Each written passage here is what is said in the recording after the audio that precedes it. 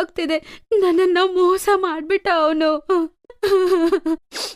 ನಾನ್ ಹೇಳ್ದೆ ಅಲ್ವಾ ನಿನ್ಗೀಗ ನಡೆಯುತ್ತೆ ಅಂತ. ನನಗೆ ಅವನ್ ಮೇಲೆ ಸ್ವಲ್ಪನೂ ನಂಬಿಕೆನೇ ಇಲ್ಲ.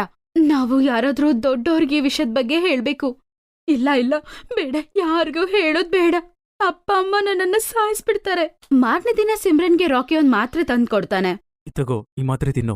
ಇದ್ರ ನಂತರ ಈ ತೊಂದರೆಯಿಂದ ಮುಕ್ತಿ ಸಿಗುತ್ತೆ. ಆದ್ರೆ ರಾಕಿ, ಇದ್ರಿಂದ ಏನು ಪ್ರಾಬ್ಲಮ್ ಆಗಲ್ಲ ಅಲ್ವಾ? ಸುಮ್ನೆ ಈ ಮಾತ್ರೆ ತಿನ್ನು ಮತ್ ನನ್ ಬಿಟ್ಬಿಡು. ಇದ್ರ ನಂತರ ನೀ ನನಗ್ ಕಾಲ್ ಮಾಡ್ಬಾರ್ದು, ಮತ್ ಯಾವ್ದೇ ಮೆಸೇಜು ಸಹ.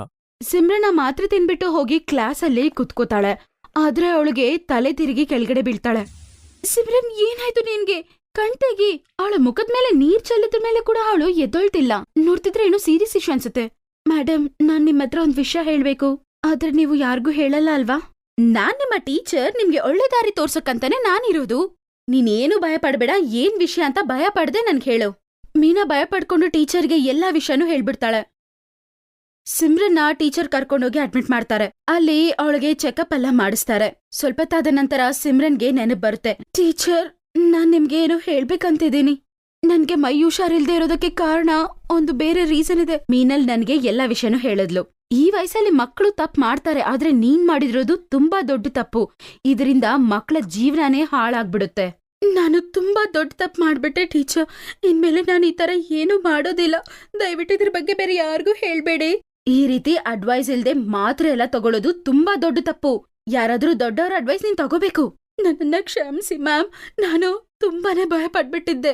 ಆದ್ರೆ ನಿನ್ ಜೊತೆ ಈ ತಪ್ಪು ಮಾಡ್ದ ಅಲ್ವಾ, ಅವನ್ನ ನಾನು ಸುಮ್ನೆ ಬಿಡಲ್ಲ. ಟೀಚರ್ ರಾಕಿನ ಸ್ಕೂಲಿಂದ ಸಸ್ಪೆಂಡ್ ಮಾಡ್ತಾರೆ. ಮತ್ತೆ ಅವನು ಫೈನಲ್ ಎಕ್ಸಾಮ್ ಕೂಡ ಬರಿಬಾರ್ದು ಅಂತ ಆರ್ಡರ್ ಮಾಡ್ತಾರೆ. ನನ್ನ ಕ್ಷಮಿಸ್ಬಿಡಿ ಟೀಚರ್, ನಾನು ಈ ರೀತಿ ತಪ್ಪು ಮತ್ತೆ ಯಾವತ್ತೂ ಮಾಡಲ್ಲ. ನೀನ್ ಮಾಡಿರೋ ತಪ್ಪಿಗೆ ಕ್ಷಮಾಪಣೆ ಕೇಳೋಷ್ಟು ಲಾಯಕ್ಕಿಲ್ಲ ನೀನು.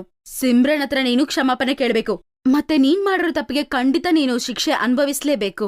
ನನ್ ಕ್ಷಮಿಸ್ಬಿಡು ಸಿಮ್ರನ್, ನನ್ನಿಂದ ತುಂಬಾ ದೊಡ್ಡ ತಪ್ಪಾಗಿದೆ. ನಾನ್ ಭಯಪಟ್ಟಿದ್ದೆ. ನಾನೇನ ಪ್ರಾಬ್ಲಮ್ ಅಲ್ಲಿ ಬಿಟ್ಟು ಹೋಗಿದ್ದೆ. ಟೀಚರ್ ಸಿಮ್ರನ್ನ ಕರ್ಕೊಂಡು ಅವ್ರ ಅಪ್ಪ ಅಮ್ಮ ಹತ್ರ ಹೋಗ್ತಾರೆ. ನೋಡಿ ಸರ್, ಈಗ ನಾನ್ ನಿಮ್ಮ ಹತ್ರ ಹೇಳೋ ವಿಷಯನ ನೀವು ಸ್ವಲ್ಪ ಗಮನವಾಗಿ ಕೇಳಿಸ್ಕೊಳ್ಳಿ ಸರ್. ಮಕ್ಕಳು ಗೊತ್ತಿಲ್ದೆ ತಪ್ಪು ಮಾಡ್ತಾರೆ. ನಾವೇ ಸ್ವಲ್ಪ ಅದನ್ನ ನೋಡಿ ಅವ್ರನ್ನ ಕ್ಷಮಿಸ್ಬೇಕು. ಮೇಡಮ್, ಏನ್ ಹೇಳ್ತಿದ್ದೀರಾ ನೀವು? ನನ್ ಮಗಳು ಏನಾದ್ರೂ ತಪ್ಪು ಮಾಡಿದ್ಲಾ? ಅದು ವಿಷಯ ಏನಂದ್ರೆ, ನಿಮ್ಮ ಮಗಳು ಸಿಮ್ರನ್ ಪ್ರೆಗ್ನೆಂಟ್ ಆಗಿದ್ದಾಳೆ. ಇದನ್ ಮಾಡಕ ಸ್ಕೂಲ್ಗೆ ಹೋಗ್ತೀಯ ನೀನು? ನಾನ್ ನಿನ್ನ ಕೊಂದು ಬಿಡ್ತೀನಿ, ನಾಚಿಕೆ ಇಲ್ದೋಳೆ.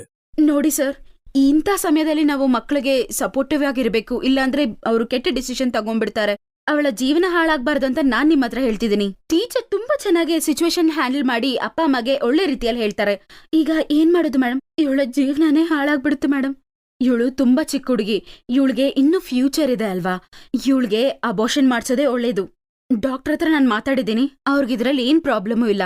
ಸಿಮ್ರನ್ನ ಟೀಚರ್ ಮತ್ತೆ ಅವ್ರ ಫ್ಯಾಮಿಲಿ ಮೆಂಬರ್ಸ್ ಸೇರಿ ಅಬೋಷನ್ ಮಾಡಿಸ್ತಾರೆ. ಸ್ವಲ್ಪ ದಿನದ ನಂತರ ಸಿಮ್ರನ್ ಚೆನ್ನಾಗಾಗ್ತಾಳೆ. ಅವ್ರ ಅಪ್ಪ ಅಮ್ಮ ಕೂಡ ಅವಳು ಮಾಡಿರೋ ತಪ್ಪಿಗೆ ಅವಳನ್ನ ಕ್ಷಮಿಸ್ತಾರೆ. ಈಗ ಸಿಮ್ರನ್ ಮತ್ತೆ ಮೇನಲ್ ತುಂಬಾ ಬೆಸ್ಟ್ ಫ್ರೆಂಡ್ಸ್ ಆಗ್ಬಿಡ್ತಾರೆ. ಸಿಮ್ರನ್ ಅವಳು ಮಾಡಿರೋ ತಪ್ಪಿಗೆ ಮೀನಲ್ ಹತ್ರ ಕ್ಷಮಾಪಣೆ ಕೇಳ್ತಾಳೆ. ಮೀನಲ್, ನಾನಿನ್ನ ಎಷ್ಟು ಬೈದ್ರು ನೀನು ಒಳ್ಳೆ ಫ್ರೆಂಡ್ ಅಂತ ಪ್ರೂವ್ ಮಾಡಿದ್ಯಾ. ನೀನ್ ನನಗೆ ಸಹಾಯ ಮಾಡಿದ್ಯಾ. ಇದು ನನ್ನ ರೆಸ್ಪಾನ್ಸಿಬಿಲಿಟಿ. ಒಂದು ಫ್ರೆಂಡ್ ಆಗಿದ್ದು ನಾನು ನಿನ್ಗೆ ಹೆಲ್ಪ್ ಮಾಡಿಲ್ಲ ಅಂದ್ರೆ ನಾನ್ ಏನಕ್ಕಿರೋದು ಹೇಳು? ಈಗ ಸ್ವಲ್ಪ ನಗು. ಇವತ್ತಿಂದ ನಾವಿಬ್ರು ತುಂಬಾ ಚೆನ್ನಾಗಿ ಓದ್ಬೇಕು. ಇನ್ಮೇಲೆ ಲೈಫಲ್ಲೇ ನಾನು ಇನ್ಮೇಲೆ ಯಾವ ತಪ್ಪು ಮಾಡೋದು